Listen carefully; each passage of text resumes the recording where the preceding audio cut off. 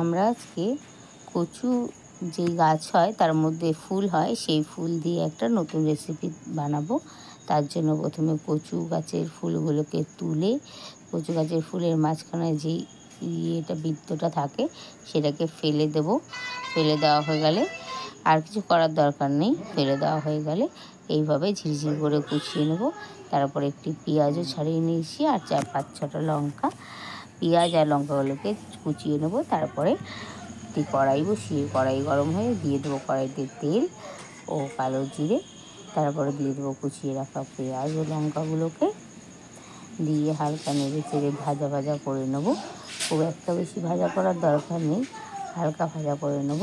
তারপরে দিয়ে দেবো একটুখানি 4-5টা রসুন কুচিয়ে রাখা ও একটুখানি রসুনটাও ভাজা ভাজা হয়ে গেলে তারপরে যে ধুয়ে কুচিয়ে রাখা কচু ফুলগুলোকে এর মধ্যে দিয়ে দেবো।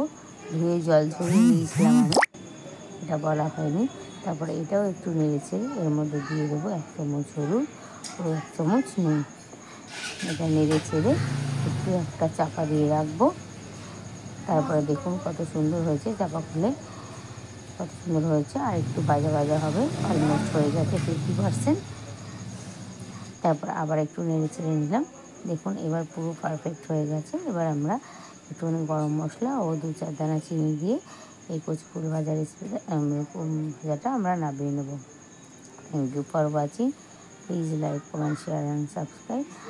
আপনারা এইভাবে একবার বানিয়ে দেখতে পারেন। 1 থালা ভাত আপনাদের নিমিষে উঠে যাবে, এত দারুণ টেস্ট হয় এই কচু ফুল ভাজা। এগুলো আপনারা করেও খেতে পারেন।